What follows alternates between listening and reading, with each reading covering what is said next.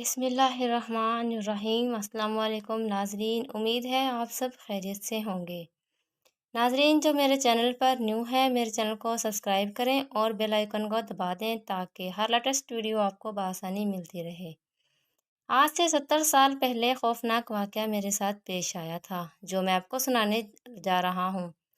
اس کے بعد آپ لوگوں کو یقین آ جائے گا کہ دنیا میں واقعی روحیں ہوتی ہیں۔ میں گاؤں کے گورنمنٹ اسکول میں ماسٹر تھا اور اسکول میرے گھر سے کافی دور تھا، اس لیے میں ہمیشہ بس پر سفر کر کے اسکول جاتا تھا اور اسی بس پر واپس گھر آتا تھا۔ اس زمانے میں ٹریفک اتنی نہیں ہوتی تھی ہمارے گاؤں میں، فقط وہ ایک بس تھی۔ پرانا وقت تھا، نہ زیادہ بجلیاں تھی نہ روشنیاں، لالٹینوں اور موم بتیوں کا زمانہ تھا۔ یہ واقعہ تب کا ہے جب موٹر سائیکل، ٹیکسی اور کاریں وغیرہ نہیں ہوتی تھی۔ اس زمانے میں ہمارے گاؤں میں صرف ایک ہی بس آتی تھی، وہ بس بہت پرانی تھی۔ ایک دن ہمارے اسکول میں ایک تقریب تھی اور مجھے اسکول جلدی پہنچ کر سارے انتظام کرنے تھے۔ میں نے سوچا اگر صبح نکلا تو دیر ہو جائے گی، اس لیے میں نے رات کو ہی اسکول جانے کا فیصلہ کیا تاکہ اگلی صبح اسکول پہنچ کر انتظامات کر سکوں۔ میں اپنے گھر سے نکلا اور گاؤں کی کچی سڑک پر جانے لگا۔ میں جانتا تھا کہ رات کے وقت وہ بس نہیں آئے گی، اس لیے میں پیدل جانے لگا، مگر کچی سڑک پر آتے ہی مجھے سامنے وہ بس چلتی نظر آئی۔ میں خوش ہو گیا کہ چلو جب بس پر جاؤں گا تو جلدی پہنچ جاؤں گا۔ وہ بس آہستہ آہستہ چل رہی تھی، میں بھی تیزی سے چلتا ہوا اس بس کے پاس جانے لگا۔ چلنے کے ساتھ ساتھ میں اس بس والے کو آوازیں بھی دے رہا تھا کہ رک جاؤ رک جاؤ، مگر وہ بس اپنی کم رفتار سے چلتی رہی۔ میں بھاگنے لگا اور بھاگ کر اس بس کو روکنا چاہتا تھا۔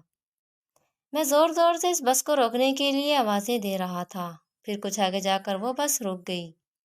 بس کے ڈرائیور نے کھڑکی سے سر نکال کر مجھ سے کہا، بھائی جلدی آ جاؤ، ہمیں دیر ہو رہی ہے۔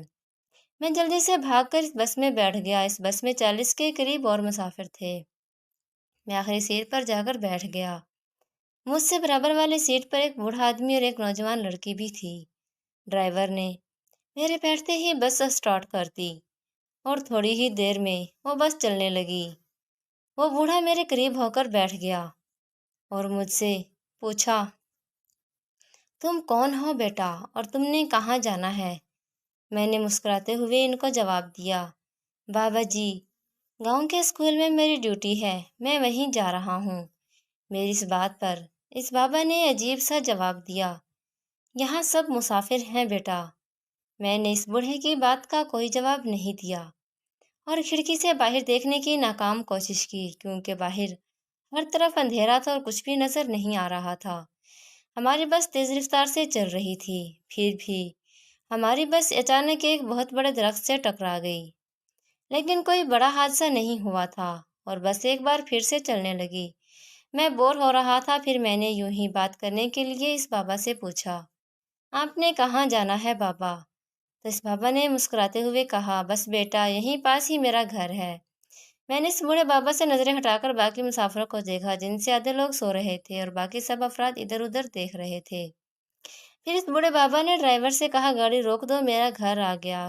میں نے کھڑکی سے باہر دیکھا، چاند کی روشنی میں باہر سب کچھ نظر آ رہا تھا، لیکن یہ دیکھ کر میں صدمے میں آ گیا کہ باہر تو چاروں طرف قبرستان تھا، پھر اس بوڑھے کا گھر کہاں؟ اس بوڑھے نے میری طرف دیکھ کر مسکراتے ہوئے کہا، میرا گھر آ گیا ہے بیٹا، میں چلتا ہوں، خدا حافظ۔ میں نے کچھ حیرت بھری نظروں سے بس کی کھڑکی سے باہر چاروں طرف دیکھا، دور دور تک کوئی گھر نہیں تھا، بس ہر طرف قبریں تھیں۔ مجھے اس بابا کی یادداشت ذہنی توازن خراب لگی۔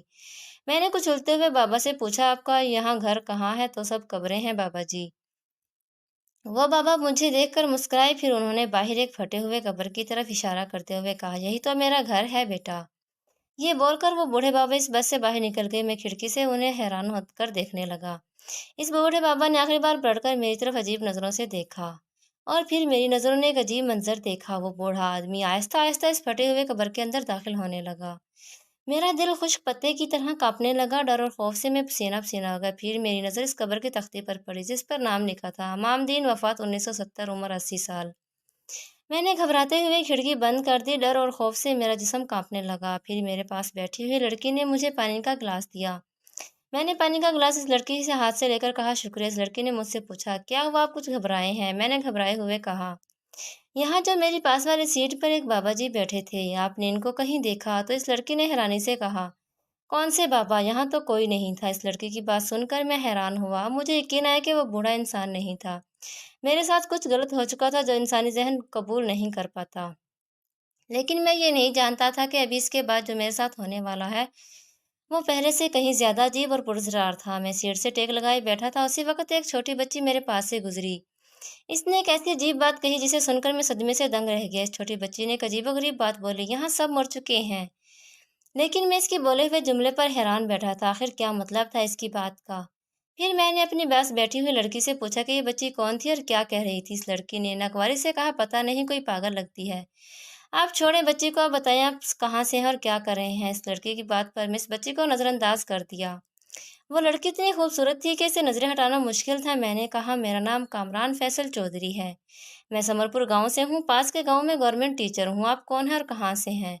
मेरी बात पर मुस्कुराकर बोली, मेरा नाम सना दरिस हाशमी है, मेरी उम्र 20 साल है और मैं एमएससी कर रही हूँ आजकल।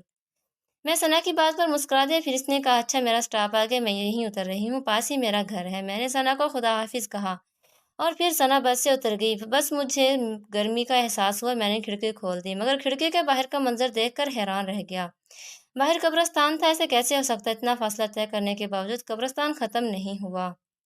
मेरी छठी हिस्स मुझे कुछ गलत होने का एहसास दिला रही थी। मैं बाहर कब्रिस्तान को देखता रहा। बाहर कब्रें कब्रें थी। फिर अचानक मेरी नजर एक कब्र पर पड़ी। इस कब्र का कुतबा देखकर मैं हैरान हो गया। इस पर लिखा था, सना दरिस हाशमी, उम्र 20 साल। मेरा जिस्म थर-थर काँपने लगा, यानी सना भी एक मुर्दा लड़की थी। सना मर चुकी थी, तो मेरे पास बैठी बातें कौन कर रही थी? मैं घबराकर खड़ा हुआ, मुझे कुछ गलत लग रहा था। बस पर मज़ीद 40 अफराद बैठे थे, इनमें से कुछ सो रहे थे, कुछ जाग रहे थे। मुझे इतना तो पता चल चुका था, मेरा यहाँ रहना खतरे से खाली नहीं। इसलिए मैं भागकर एक औरत के पास गया और इससे कहा कि आंटी, इस बस से नीचे उतर जाएं, ये तो भूतों वाली बस है। यहाँ एक बूढ़ा मर्द मुर्दा बैठा था और एक लड़की मरी हुई बैठी थी और बाहर सारा कब्रिस्तान है। इन दोनों की कब्रें हैं। इस औरत ने मुस्कुराकर मुझे देखा और कहा, मुझे कुछ नहीं पता बेटा, मैं तो खुद मर चुकी हूँ। मैं घबराते हुए वहां से भागा और कलमे पढ़ने लगा, या खुदा ये कैसी बस है जहाँ इतने मरे हुए लोग सफर कर रहे हैं। मैं भागते हुए एक और आदमी के पास गया और कहा, अंकल यहाँ से भाग जाओ, यहाँ कुछ लोग मुर्दा हैं। वो अंकल मेरी तरफ देखकर मुस्कुराए और बोले, बेटा कौन मुर्दा लोग? यहाँ तो सब मर चुके हैं, यहाँ कोई जिंदा इंसान नहीं। मैंने कांपते हुए जिस्म के साथ बस में बैठी सवारियों को देखा। इनकी आंखें बहुत अजीब थी। अचानक मुझे एहसास हुआ, इस बस में बैठे तमाम मुसाफिर मर चुके थे। वहां सिर्फ मैं जिंदा था और ये इंकशाफ दिल दहला देने वाला और खौफनाक था।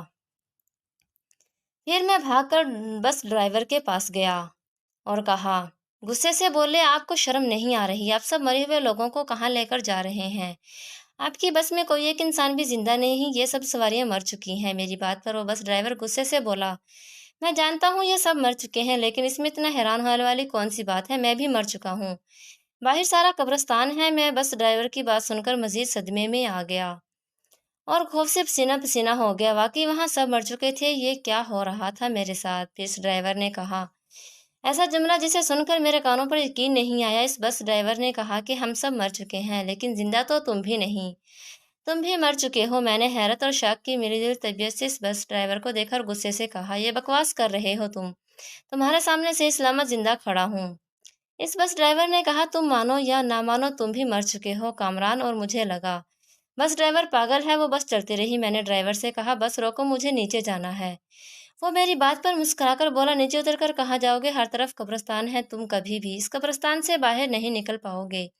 इस बस ड्राइवर ने बस नहीं रोकी। मैं चलती हुई बस से नीचे छलांग लगा दी और बस से बाहर निकल आया। वो बस चलती रही, दूर जाती रही। मैं इसे जाता हुआ देख रहा था। मैंने सुकून का सांस लिया और खड़ा हुआ। इस मुर्दों की बस से मेरी जान छूट चुकी थी, लेकिन मैं अभी तक काफी डरा हुआ था। मैं खड़ा होकर पैदल चलने लगा। मेरे तो चारों तरफ कब्रिस्तान था, कब्रें ही कब्रें थी। दूर दूर तक वह कब्रिस्तान फैला हुआ था। सामने कोई रास्ता नहीं लग रहा था और ऐसे लग रहा था जैसे कि वो कब्रिस्तान कभी खत्म ही नहीं होगा।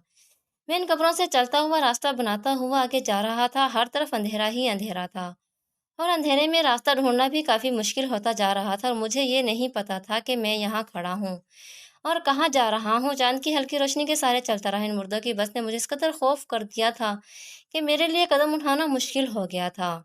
ये चलते चलते मेरा पाँव अचानक किसी पत्थर से टकराया और मैं नीचे गिर गया। अब मैंने जो सर उठाकर इस पत्थर को देखना चाहा, جس سے میرا پاؤں ٹکرایا تو میں دیکھ کر حیران ہوا کہ وہ کوئی پتھر نہیں بلکہ قبر تھی۔ پھر میری نظر اس قبر کے خطبے پر پڑی جس پر نام دیکھ کر صدمے سے گنگ رہ گیا، ماسٹر کامران فیصل چودھری۔ یہ تو میرا ہی نام تھا۔ میں آنکھیں پھاڑ کر اس تختے کو دیکھتا رہا، مجھے اس بچی کا کہا جملہ یاد آیا، یہاں سب مر چکے ہیں، اس کا مطلب میں بھی مر چکا تھا۔ میرے لیے یقین کرنا مشکل تھا، لیکن سچ تو یہ تھا کہ میں بھی مر چکا تھا۔ اس وقت ہماری بس ایک درخت سے ٹکرائی تھی تو اس وقت بس کے سارے مسافر مر گئے تھے۔ وہ کوئی معمولی حادثہ نہیں تھا بلکہ اس حادثے نے ہم سب کی جان لی تھی۔ اور اس کے بعد جب میں بوڑھے بابا اور ثنا سے باتیں کر رہا تھا اس وقت بھی میں مرا ہوا تھا، میں زندہ نہیں تھا۔ وہ بس اور ہماری روحیں آج بھی اس قبرستان میں بھٹک رہی ہیں۔